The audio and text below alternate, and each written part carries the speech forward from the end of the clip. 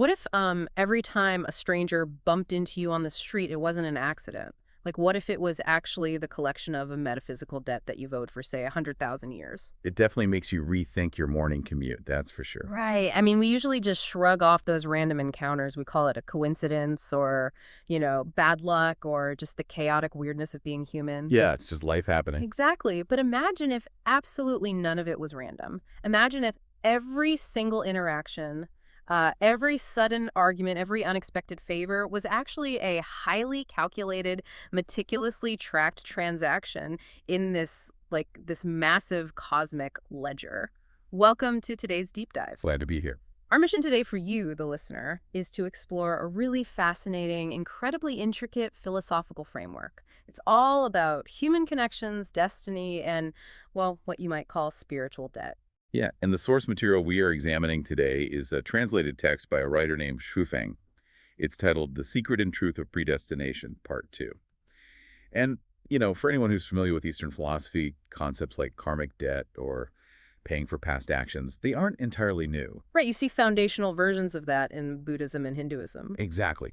But what makes Sweefeng's text so compelling is how it takes those ancient spiritual concepts and turns them into a highly specific, almost mechanical manual for exactly how the universe supposedly works. I mean, it literally weaves together Taoism, Buddhism, and Christianity into this incredibly rigid system of cause and effect. Okay, let's unpack this. Because whether you are a dedicated spiritual seeker or you are just insanely curious about how different belief systems attempt to explain the chaos of life, this text offers a radical way of looking at the world. It completely reframes every conflict you've ever had and every relationship you're currently in. And we should clarify, our goal today isn't to ask you to adopt these beliefs or to evaluate their spiritual validity. No, not at all. Our focus is impartially mapping out this unique worldview.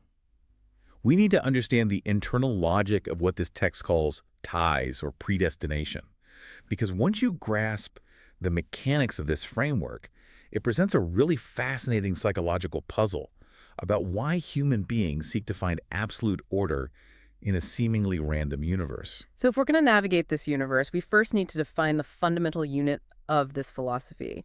What does the text actually mean by a tie? Because when I hear that word, I usually think of a bond, like an emotional connection between two people based on affection. But this text is much more literal, isn't it? It's entirely transactional. The text defines ties, essentially, as debt relationships. Okay. And they are described as an anti-material, invisible existence. So you can't put a tie under a microscope or measure it with physical instruments.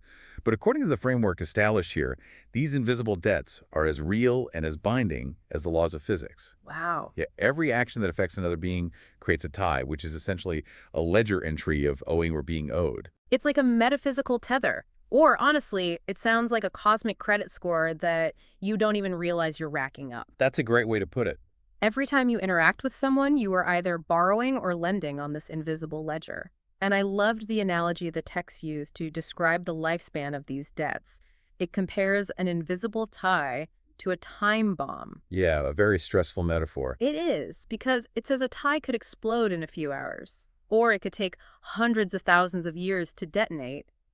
Think about how suspenseful that makes everyday life. You're just walking down the street, completely surrounded by ancient time bombs waiting to go off. What's fascinating here is the text's specific rule about the duration of those time bombs. Because in our mundane legal systems, the severity of a debt usually dictates how long it pursues you. Right, like a mortgage versus a parking ticket. Exactly. But Schwab's framework explicitly states that the length of a tie isn't based on the amount of the debt. It is simply based on the fact that something is owed. The text argues that as long as there is an owing, the tie stretches across time. Wait, really? Yes. So stealing a penny or stealing $1 million creates the exact same mechanical reality, a tie that exists until the balance reaches absolute zero. That is wild. But that raises a logistical question, though. If these time bombs are invisible, and they could be from a debt you incurred, say, 100,000 years ago, how on earth are you supposed to know they're even there? Well, the text claims that despite being anti-material, these ties leave what it calls shadows and traces. It introduces the concept of opening one's Buddha eyes, which implies unlocking a higher level of spiritual perception. Oh, interesting. Right. And through this heightened state, an individual can allegedly trace these invisible ledgers back to their origin and actually see the massive web of debts connecting everyone. Okay, so if we imagine this massive web of invisible debts stretching across time, what actually gives them their weight? I mean, what is the currency being traded here that makes a tie stronger or weaker? The currency of this entire system is emotional. Emotional. Yes, the text dictates that the depth of a tie is determined entirely by the degree of love and hate involved in the interaction. Wow, okay. So the stronger the emotion, the more intense the love, or the more venomous the hate, the deeper and more difficult the tie is to resolve. The weaker the emotion, the shallower the tie. I have to pause right there because Okay. we usually think of love as a liberating force, right? Love is expansive, it's positive, it's what sets us free. And we naturally assume that hate is the thing that binds us, the toxicity that weighs us down. But in this text, both extremes trap you. Yes, both of them. So intense passion seems to be just as much of a trap as intense resentment. If we connect this to the bigger picture, the framework views any intense worldly attachment as a gravitational anchor. The system just doesn't differentiate between the binding power of a deep romantic obsession and the binding power of a bitter vendetta. That's so counterintuitive to how we live today. It is, but mechanically, both generate massive amounts of emotional currency, which translates to massive debts on the ledger. That is such a stark contrast to how modern society views relationships. I mean, we celebrate fierce, all-consuming passion. Every movie, every song is about that. And that is exactly what this text warns against. To manage this emotional economy, the text points to the Tao, functioning essentially as the cosmic system administrator. The IT guy of the universe. Basically, yeah. Mortals create the ties through their emotional actions, but the Tao resolves them via a strict reward and punishment program. Good ties automatically trigger good rewards, and evil ties automatically trigger evil punishments. It operates completely without pity or bias. And the imagery used to describe this automated system is incredibly vivid. The text says, and I'm quoting here, "Ties are the sea, and we are the fish swimming in it." It describes all of these overlapping debts as a dense divine mesh. So if I'm understanding this correctly, every sudden emergency or even a chance meeting with a stranger, it's not a random event. No, definitely not. It's simply a knot in the divine mesh snagging you. It's that time bomb detonating. And once the debt is paid through that interaction, the event just ends and the tie dissolves. That is the core mechanism. Mm-hmm. And escaping the cycle of reincarnation, which is what the text refers to as escaping the divine mesh, requires actually perceiving this reality. Mm-hmm. If you don't realize you are a fish swimming in a sea of ties, you will just blindly keep reacting to the water. You just keep swimming in circles. Right. You will constantly tie and untie knots through your unchecked emotions, just rising and falling in that ocean forever. Okay, so if this divine mesh traps us through our natural emotional reactions, how does the text suggest we actually pay off these debts? How do we untie the knots without accidentally, tying new ones? Because the text lays out 8 very specific methods, and they require a radical shift in human behavior. They really do. The foundation of those 8 methods rests on the fundamental physics of this philosophy, which is the concept of a zero-sum universe. The text argues that the sum of positive and negative energy in the universe is always zero. Gains and losses are mathematically guaranteed to be equal over time. What one gains, they will eventually lose, and what one loses, they will eventually gain back. And because of that strict zero-sum reality, the text advises a lifestyle where you always give, never take. Because if you take something, you are creating a deficit that the Tao will force you to repay later. But if you are constantly giving and occasionally losing things, you are actually clearing your ledger and allowing the universe to handle the accounting. Exactly. It completely removes the concept of personal justice or retaliation. If the universe mathematically balances every single equation, your only responsibility is to ensure you aren't the one borrowing. Here's where it gets really interesting and frankly incredibly difficult to swallow. Oh, yeah. The text explicitly states that if someone bullies you, insults you, or tramples you, you must swallow the humiliation and accept it with delight. You're supposed to show absolutely no anger or resentment. Not at all. And I have to push back hard on this. I mean, it is one thing to practice forgiveness after someone cuts you off in traffic. It is entirely another to expect a human being to feel genuine delight about being wronged or abused. That defies every instinct we have for self-preservation. It is a massive psychological ask, for sure, and it really challenges Western ideas of justice and personal boundaries. But if we analyze it strictly through the mechanical logic of a zero-sum universe, it functions perfectly. How so? Because if you are being wronged, The framework dictates that an old debt is being wiped off your cosmic ledger. Someone bullying you is essentially them handing you a receipt for a debt you owed them from a past interaction. They are doing you the agonizing favor of clearing your account. Wow. So by getting angry at the person insulting you, you're basically screaming at the bank teller who is trying to finalize your debt cancellation. It is precisely the right way to visualize it. The text warns that if you fight back or refuse to accept the humiliation, the ill tie doesn't actually end. You just pause the transaction. Oh. Yeah, the debt will recur later, and possibly in a much worse form. And what is notable here is how the author integrates other major religions to legitimize this mechanism. Oh, right, the biblical quotes. Yes, the text quotes the teachings of Jesus Christ, specifically phrases like turn the other cheek and pray for your enemy. But it strips away the traditional Christian context of divine grace and reframes those moral teachings as practical, tactical instructions for operating within this karmic physics engine. That's a really profound way to look at it. And from a psychological standpoint, you can see why someone might invent or adopt a system like this. It transforms chaotic, senseless suffering into a perfectly just spreadsheet. Yes. Yeah. If everything is just cosmic math balancing out, then nothing that happens to you is a random tragedy. You're always just paying a bill. It offers ultimate control through ultimate surrender, which is a powerful coping mechanism for a world that often feels deeply, deeply unfair. Okay, so we've swallowed our pride. We are taking insults with a smile to clear out our old debts. But paying off the past is only half the battle, right? If you actually want to escape this divine mesh for good, you have to stop creating new ties entirely. You have to stop borrowing. And the text has incredibly rigorous rules for avoiding what it calls mundane entanglements. Yes, the mandate is absolute. Sure. The quote is, doing evil not to a single thing, doing good to all things. And this extends far beyond human interactions. Your words and expressions must be entirely positive and optimistic. You are instructed to bring joy to all life and to nature itself. And it leaves absolutely no loopholes when it comes to human relationships. The text says you must never take advantage of anyone. And when it says anyone, it includes your own family. Yes, everyone. Not your parents, not your children, not your spouse. It warns that taking advantages brings harm from the Tao, regardless of bloodlines. Which is crazy because we usually view family as a safe harbor where transactional rules don't apply. I mean, we borrow money from our parents or rely heavily on our spouses without keeping score. And that underscores just how impartial the cosmic ledger is in this philosophy. The universe just doesn't care about your family tree. An unearned advantage from a sibling is treated with the exact same mechanical gravity as an unearned advantage from a complete stranger. A debt is a debt.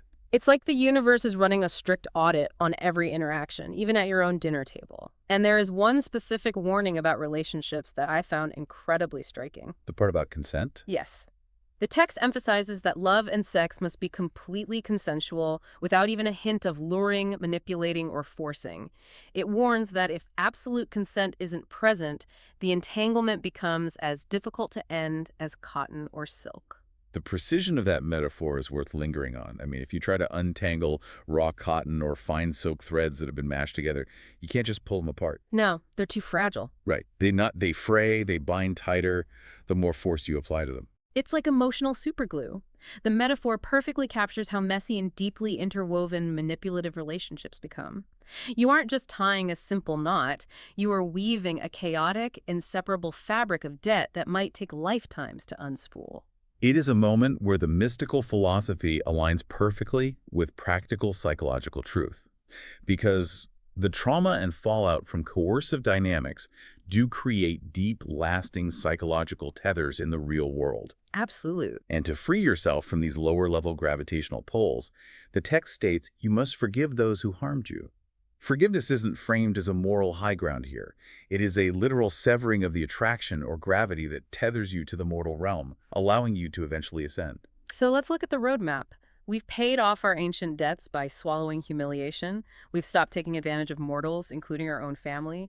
We've forgiven everyone to sever the gravity holding us down. Once you zero out your mortal ledger, where does that actually leave you?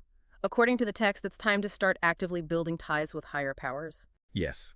This is the critical transition from untying mundane knots to strategically tying celestial ones.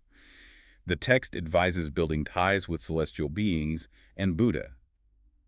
The ultimate goal is to exit samsara, which is the endless cycle of birth, death, and rebirth, and reach what the text calls the Elysium world. So what does this all mean in practice? Because the text gives this deeply fascinating piece of tactical advice. It says you should give benefits to lower level life so you owe them absolutely nothing.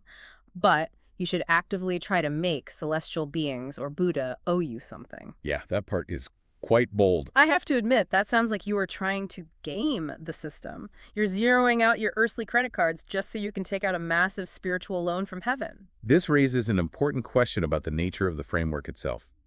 It remains fundamentally transactional, all the way to the very top of the cosmic hierarchy. You aren't just worshiping higher beings in a traditional sense. You're strategically indebting them to you through your devotion and good works. That's wild. And what's truly remarkable is how the text positions different religious figures within this strategy. It explicitly mentions Jesus Christ and Buddha Sakyamuni side by side in the same set of instructions. Right, it treats them almost like different branches of the same celestial bank. Exactly. It presents them not as competing ideologies or exclusive saviors, which is how they're typically viewed, but as coexisting figures operating within this vast zero-sum equation. They are both valid endpoints for your spiritual investments. But the text ultimately points beyond them, stating that the core path is revering what it calls the greatest creator. And it gets very specific, almost administrative, about how to revere that creator. Toward the end of the text, it drops a lot of proper nouns. It directs readers to enter the new oasis for life and to serve the Lifechanyuan era. It also specifically points readers toward the Chanyuan corpus and the Suifeng corpus. For a listener hearing this for the first time, what actually are those things? Are they books, physical locations? It's important to clarify that jargon because it reveals the ultimate purpose of the text. Lifechanyuan translates roughly to a spiritual oasis or community founded by the author of our source text, Suifeng. Oh, I see. And the corpus refers to the actual published collections of his writings and teachings. So the text maps out this universal ancient theory of karmic physics, synthesizes major world religions, and then explicitly positions its own specific community and its own books as the ultimate necessary user manual for surviving that universe. It is a brilliantly comprehensive system. It scales all the way down to the micro interactions of daily life, like how you handle an insult from a stranger, and scales all the way up to the macro level of cosmic salvation under the greatest creator, conveniently accessed through the author's own corpus. It really leaves no stone unturned. It demands total awareness of every thought, every word, and every action forever. It really is an incredible philosophical journey. To summarize the core thesis of what we've unpacked today, predestination, manifesting as these invisible ties, causes all development in the universe. Good ties bear good fruit, bad ties bear bad fruit. The text concludes that if you understand these secrets, you can manipulate the ledger to become a celestial being or a Buddha. If you fail to understand them, if you just keep reacting blindly to your emotions, you remain a mortal being forever trapped in the mesh. The text describes ties as the sea and us as the fish. And I think that leaves us with a profound thought to ponder as we step back into our daily lives. Think about your day-to-day. If every single coincidence, every minor frustration in traffic, every joyful encounter with a friend is actually just a knot being tied or untied in an invisible ancient mesh, well, how does that change the way you react to the world? The next time a stranger bumps into you on the street, do you react with immediate anger, or do you pause, recognize the transaction, and feel the water? Do you feel the water? I love that. Thank you so much for joining us on this deep dive. Keep questioning, keep exploring, and we will catch you on the next one.